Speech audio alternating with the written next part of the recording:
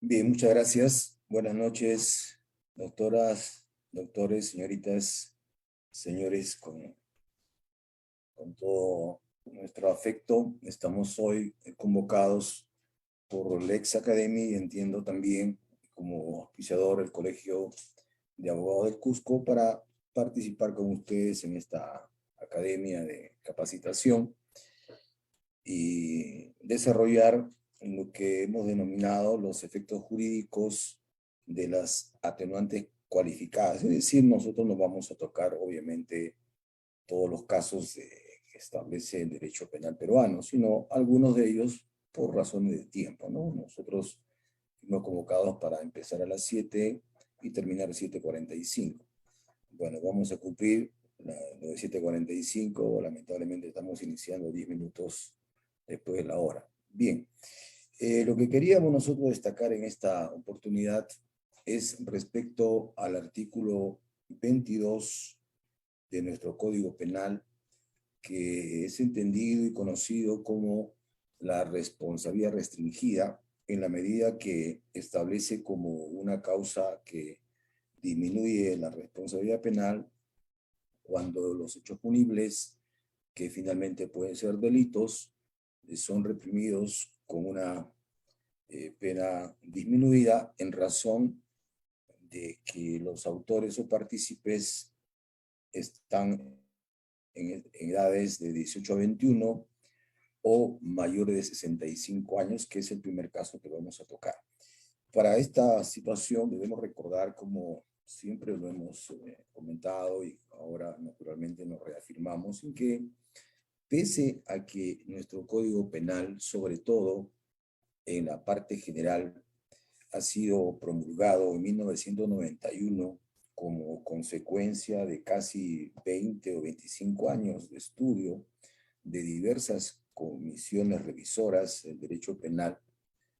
Digo, pese al tiempo transcurrido, esta parte de nuestro Código Penal, que es el libro primero, aún responde a las situaciones que en este tiempo se están produciendo. Ustedes habrán escuchado seguramente a juristas de otros lugares de nuestra región, internacionalmente hablo, que reconocen que efectivamente el derecho penal peruano es uno de los cuerpos normativos que responde a la actual realidad que nuestro país tiene, independientemente de si eso le gusta a la gente o no, porque es natural que nuestra comunidad tal vez no comparta lo que diversas figuras de nuestro derecho penal establece, y eso es, no, eso es natural, eso es normal, eso es parte de la vida, ¿no? La comunidad nuestra, por el estado cultural que tenemos, no tiene por qué conocer los pormenores de aquellas figuras como esta que vamos a comentar. Pero nosotros que manejamos el derecho y dentro de la especialidad, la rama del derecho penal, tenemos la obligación de conocer no solo la realidad del artículo 22, sino esa situación histórica que nos va a permitir entender y poder comprender por qué es que se hacen ciertas modificaciones, tanto en la interpretación como en la normatividad misma, ¿cierto? Entonces, para esto conviene comentar con ustedes que una de las grandes diferencias que este código tiene con el anterior de 1924, que tuvo una vigencia hasta 1991, es que las causas modificatorias de responsabilidad penal, como son las eximentes de responsabilidad, eran limitadas, reducidas en aquel código. Pero en este, el artículo 20 registraba desde un inicio solo 10 causas eximentes de responsabilidad. Y posteriormente, en los años 86, 87, se incorpora una más en el inciso 11 del Código Penal peruano, el artículo 20, inciso 11. Pero vamos a centrarnos, para efectos de este tema en el artículo 20, inciso 2, que establece como causa eximente de responsabilidad penal cuando quien comete el hecho delictivo es una persona menor de 18 años, ¿no? El tema entonces está en tratar de explicarnos a qué se debe, qué factores han sido tomados en cuenta para que nuestra posición doctrinaria y normativa establezca el factor cronológico para determinar un eximente, la edad límite de 18 años. Pues bien, nosotros en el estudio que hacemos del derecho y la historia misma del derecho penal peruano, establece que cuando se discutía este eximente, naturalmente los juristas de aquella época tuvieron la visión de no solo tener una realidad jurídica, sino la opinión técnica de aquellos que son especialistas en la conducta humana. Es decir, estudios, recomendaciones y explicaciones de profesionales que tendrían que explicarnos por qué o en qué debemos basar la responsabilidad penal dependiendo de las edades. Y entonces, en este criterio, varios estudios fueron alcanzados a esta comisión revisora, lo mismo que entrevistas a famosos psicólogos de la época que establecían pues, que efectivamente las personas que están atravesando una edad adolescente, por las características de su personalidad, no pueden tener la capacidad plena de comprender el carácter delictivo de sus actos. Y por eso se fijó en la edad de 18 años, y no solamente en este código. Si ustedes revisan el código anterior, también ahí está, la edad de 18 años. Que eso pueda resultar ahora tal vez conflictivo, es cierto, pero en todo caso, la norma mantiene la edad de 18 años, repito, como consecuencia de que en esas edades las personas, en sentido general, no hablamos de un adolescente en particular, porque es probable que si nosotros analizamos a una persona de 16 años, tal vez tenga mayor madurez que una persona de 30. Pero el problema no es personal, el problema es del entorno general de la población peruana, que merced a estos estudios establece pues que antes de los 18 años no tiene esa capacidad para comprender el carácter delictivo de aquel acto que realiza. Y eso también en coherencia con el último elemento del delito, que es la culpabilidad. Como ustedes recuerdan, la culpabilidad tiene varios elementos que lo conforman.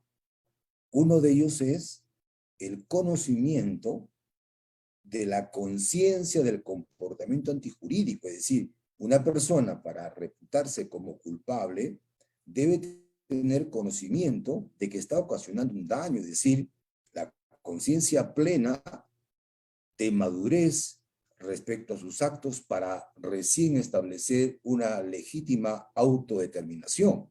Pues eso es lo que no se encuentra, por versión de los especialistas de conducta humana, en aquellas personas que aún no han alcanzado los 18 años. Y esa es la razón fundamental por la cual se estableció como eximente de responsabilidad la minoría de edad. De allí que, entonces, el gran problema era establecer que si el tema o la complicación era la madurez, entonces, ¿qué pasaba después de los 18 años?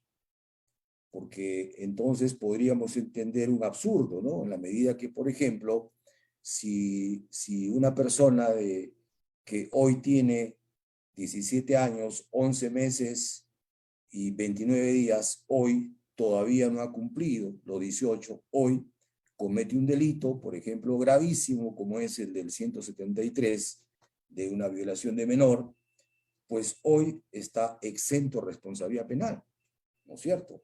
Lo mismo que un robo, lo mismo que un homicidio, cualquier delito grave o leve, lo que fuese. Hoy está exento porque no ha cumplido la mayoría de edad y por tanto, en los términos generales, no tiene la capacidad de comprender el carácter delictivo y entonces, como consecuencia, no puede tener conocimiento de la conciencia del comportamiento antijurídico que se reclama para que sea culpable. Entonces, hoy está exento. ¿Y qué ocurre si el delito lo cometiese mañana, cuando ya cumplió 18 años? Entonces, la pena va a ser cadena perpetua. Entonces, como ustedes entenderán, eso no es posible. No puede una persona adquirir de la noche a la mañana, literal, toda la madurez para poder ser reputado como culpable. Entonces, esa es la segunda situación de análisis que hace la comisión revisora y por eso, nuevamente, las entrevistas y los aportes de los especialistas de la conducta humana para establecer que el ser humano, ¿no es cierto?, una vez cumplido los 18 años, haber salido de esa adolescencia, todavía tiene que transitar un espacio de tiempo que le permite el afianzamiento de esa personalidad, es decir, todavía no está en la plena facultad de poder comprender el carácter delictivo, o sea, no la tiene en plenitud, pero está afianzando la responsabilidad. Y esa es la razón por la que finalmente los especialistas recomiendan que tras los 18 años tiene que haber un periodo de 3 a 5 años en que la persona demora para poder adquirir plenamente el dominio de su conciencia y poder responder y convertirse en una persona imputable para el delito.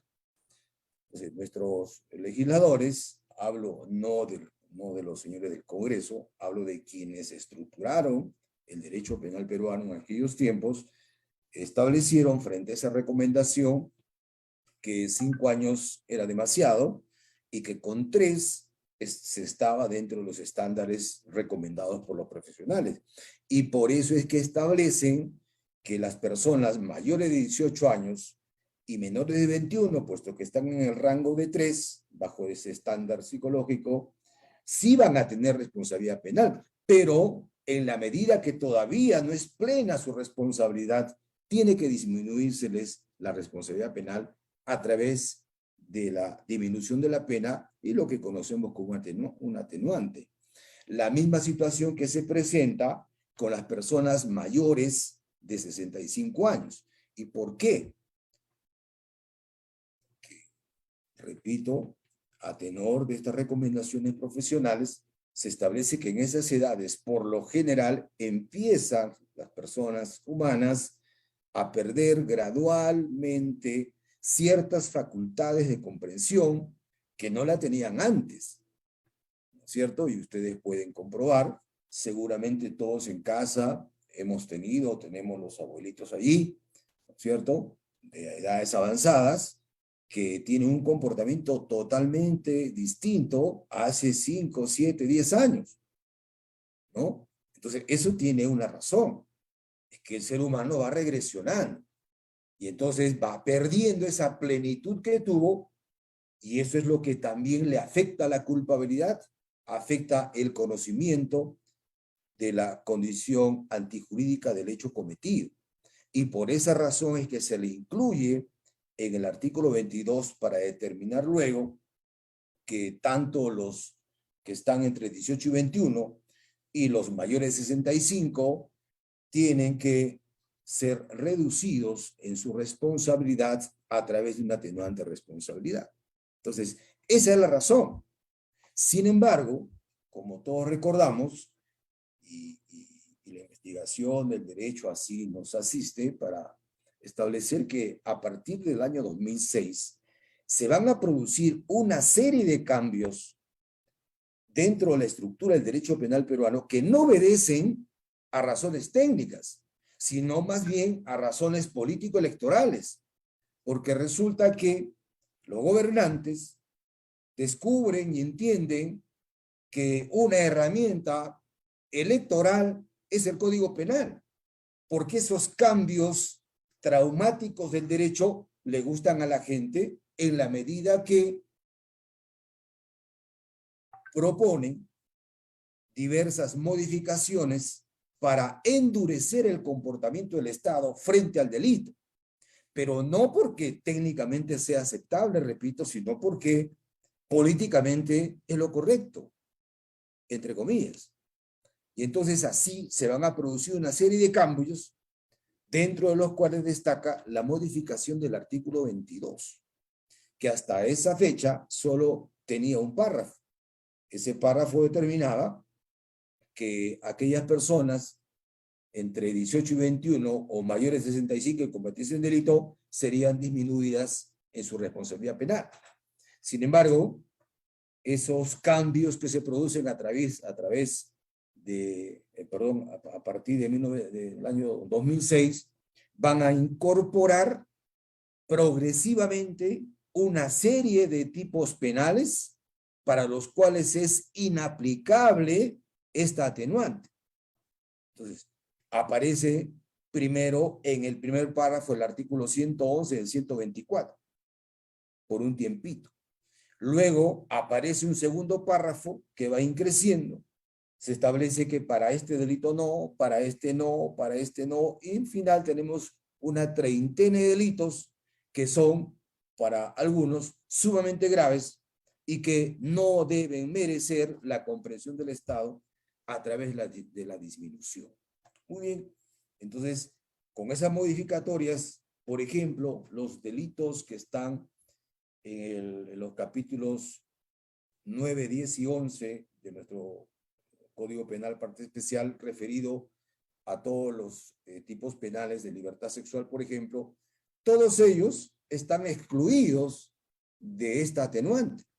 Lo mismo que los delitos de organización criminal, los delitos de sicariato, en fin, ¿no? Una serie de delitos que dicen que no deben ser merecedores de esa atenuante responsabilidad. Pues bien, entonces nosotros, como somos legalistas, decimos, bueno, pues si la ley ha sido modificada y dice que no corresponde, entonces no corresponde. Pues. Pero el problema no es que porque el Congreso dice, tiene razón. El problema es que nosotros tenemos que tener la profundidad adecuada para establecer si ese cambio está obedeciendo a la sistemática organización del derecho penal peruano.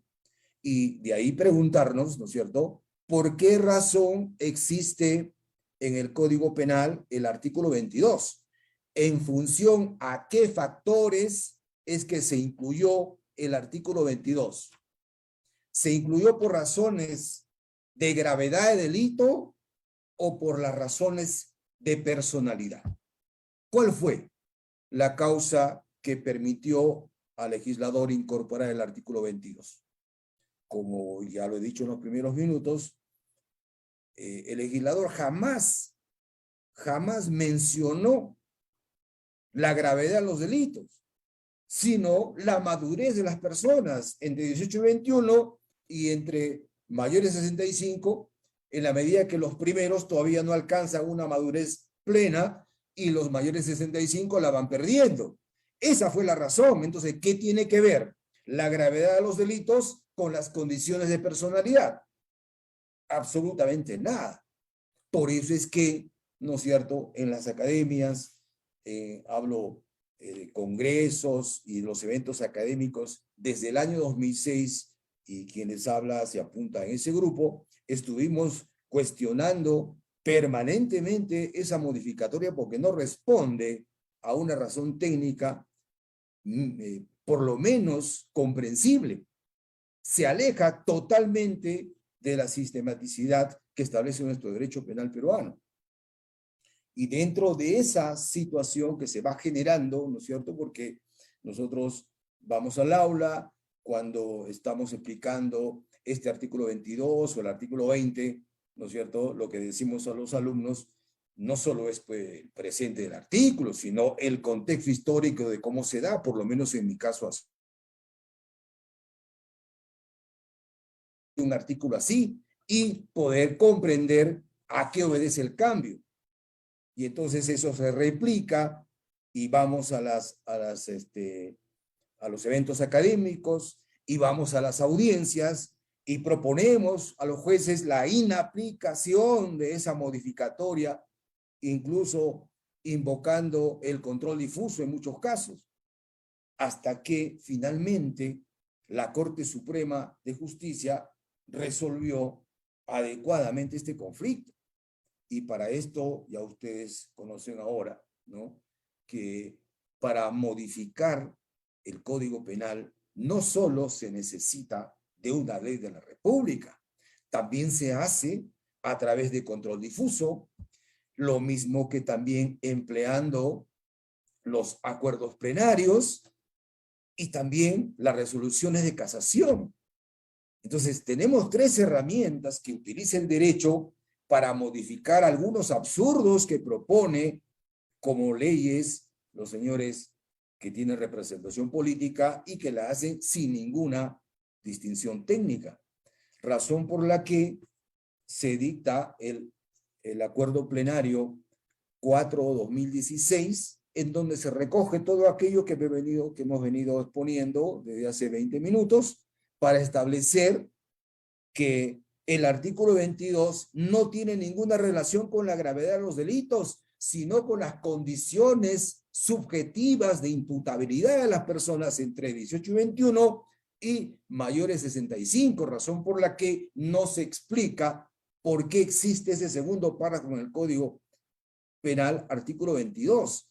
Y la decisión de ese acuerdo plenario histórica nos dice que efectivamente se ha distorsionado la norma al incorporar esas restricciones para ciertos delitos a los cuales no se les debería disminuir la pena.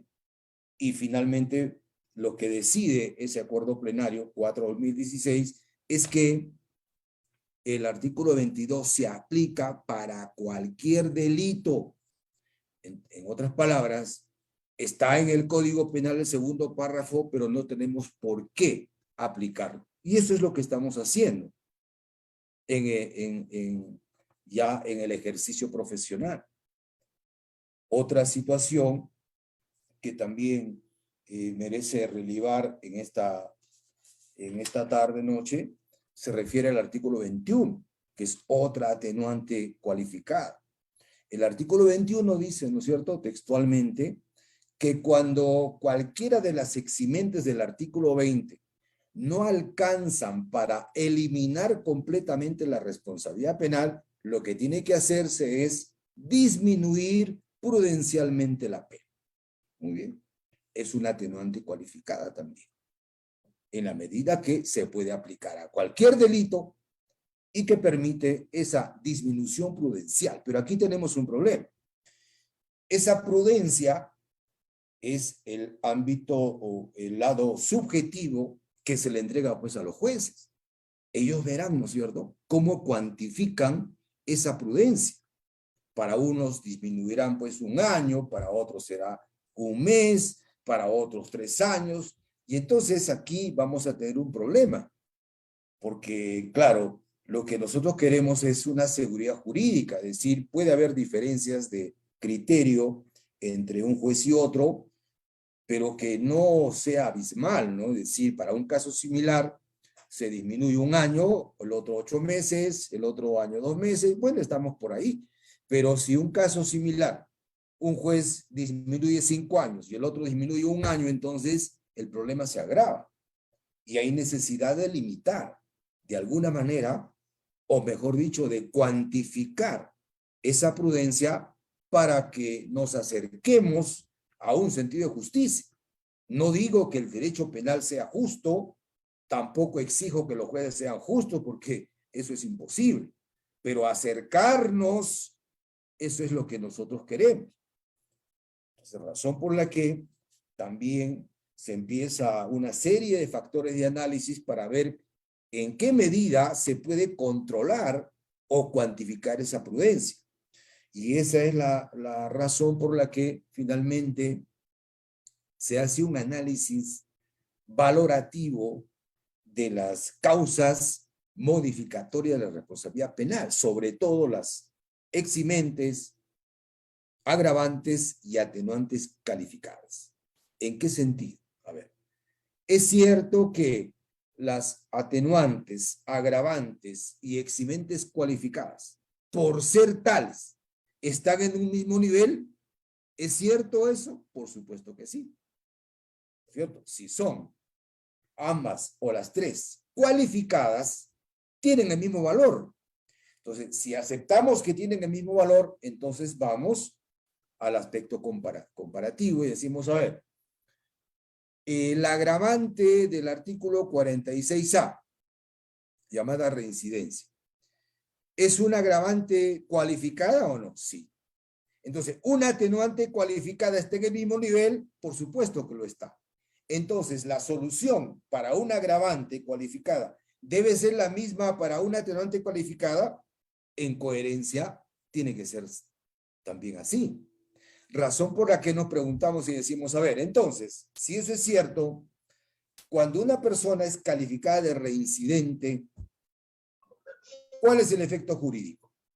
El incremento de la pena en un 50% por encima del máximo legal, ¿cierto? 50% por encima del máximo legal, el artículo 46B, reincidencia. Entonces, si tenemos una atenuante cualificada, ¿cuánto debe ser la reducción de la pena? 50% también, entendiendo que están en el mismo nivel por ser cualificadas. Y esa es la solución que se finalmente realizó. Entonces, no es porque los jueces lo hayan decidido, es porque las defensas, ¿no es cierto?, paulatina, progresiva y sostenidamente han reclamado un trato justo de la norma por el principio de igualdad.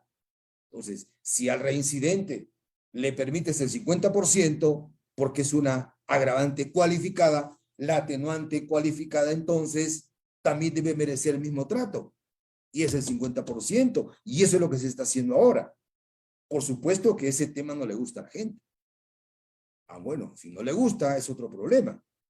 O sea, quiere decir que está bueno o está bien que le subamos el 50%, pero cuando le quitamos le restamos el 50%, eso no le gusta. Pero ese es el derecho, pues. Para eso estudiamos.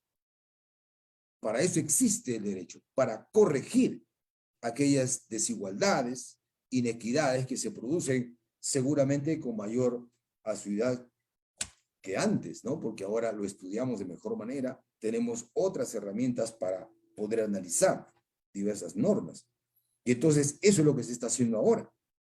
Y pongo el ejemplo de la grave alteración de la conciencia por licor.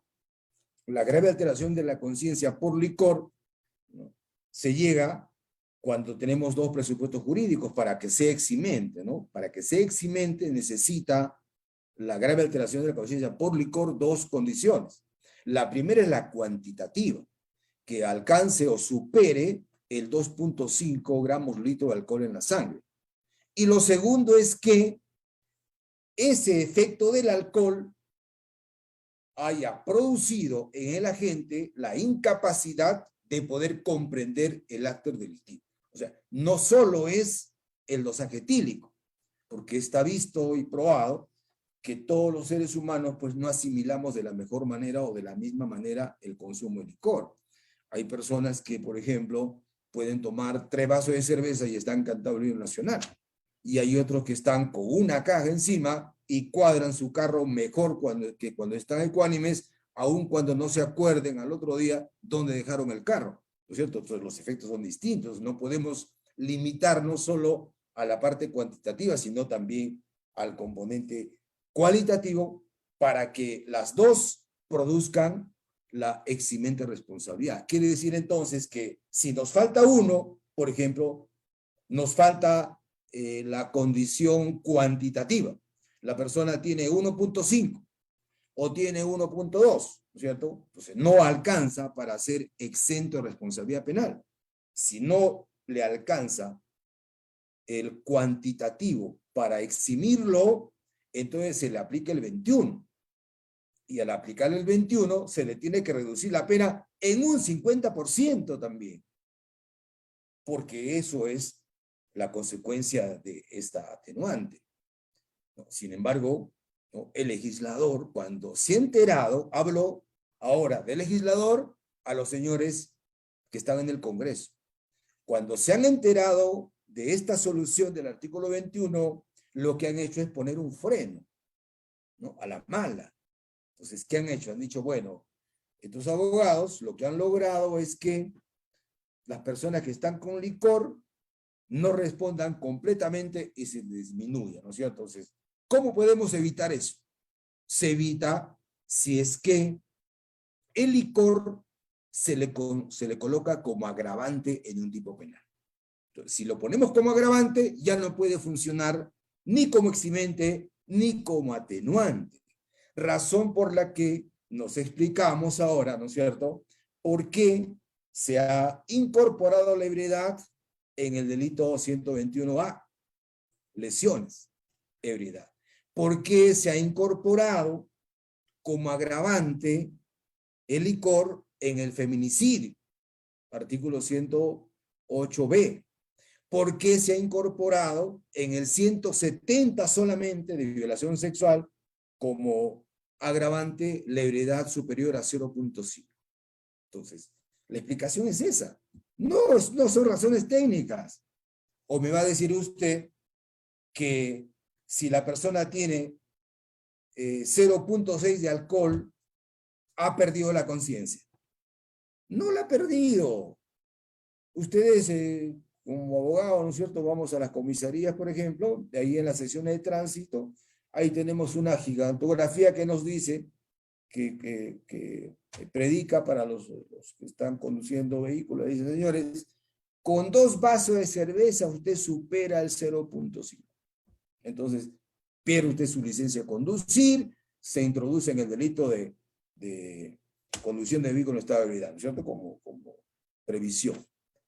Pero usted dice, a ver, una persona que ha tomado 2 vasos de cerveza ha podido perder la conciencia para que sea agravante en el delito.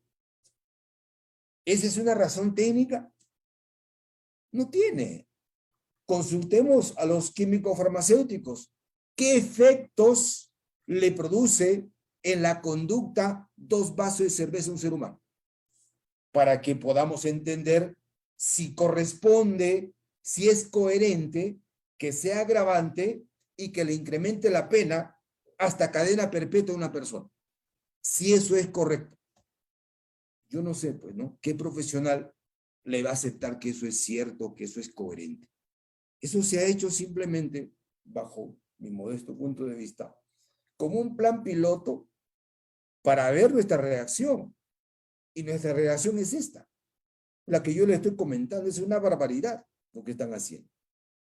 Pero no nos llame la atención que de aquí a un tiempito vayan incorporando la ebriedad para otros muchos tipos penales y con el tiempo ya no exista la posibilidad de aplicar el artículo 21, como ahora lo estamos haciendo. Pues bien, si eso es correcto o no, cada uno de nosotros tiene su propio punto de vista, estudia el derecho, lo conoce. No digo que lee el Código Penal, ¿no es cierto? Porque no estamos hablando de Código Penal, estamos hablando de derecho penal, y el derecho penal no es la norma, ¿no es cierto? El derecho penal es el estudio de la norma, lo que estamos haciendo hoy con ustedes.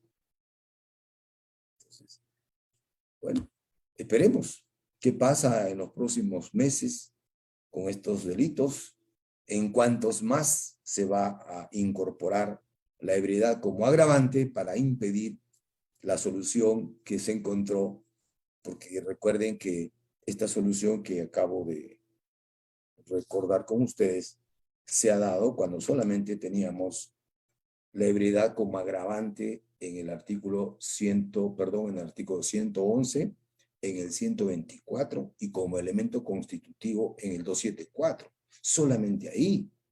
Pero ahora ya aparecen otros tipos penales también en la misma situación.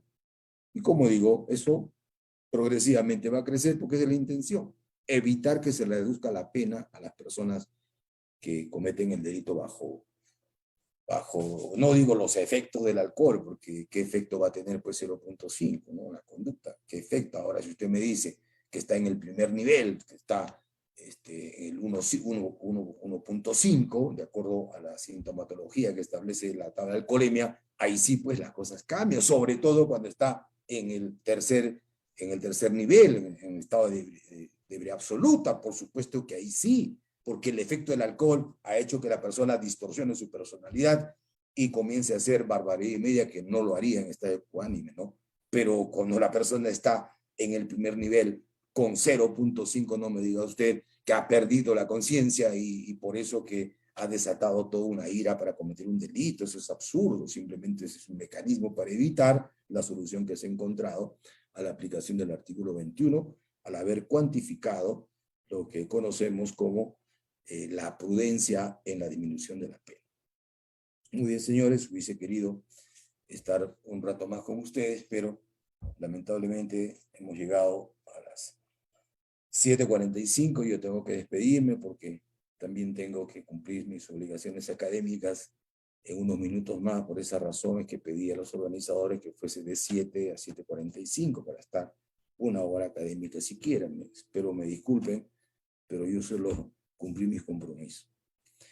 Antes de despedirme, quisiera tener el honor de poner a su disposición aquello que quisiera, la última edición de uno de estos libros que nosotros hemos publicado, referido al Manual de Derecho Penal Peruano, un librito de 500 páginas, solo comentando la parte general del Código Penal, solo la parte general, ¿no? Que es el talón de Aquiles, pues, de la formación de nuestros estudiantes de Derecho, ¿no? Porque, claro, lo que más les gusta es leer el código, la parte especial. Pero ¿qué hacemos con la parte especial si no conocemos, no dominamos la general? Y esto que acabo yo de exponer forma parte de nuestro punto de vista expuesto en este librito, que si ustedes lo quieren adquirir, se pondrán en contacto con los señores organizadores de Lex Academy y ellos conmigo para ver la mejor manera de que llegue al destino de ustedes. Muchas gracias, señorita moderadora, a todos ustedes, muy gentiles por estar concediéndome el privilegio de haber estado, de haber compartido 40 minutos con este tema que hemos denominado efectos jurídicos de las atenuantes cualificadas.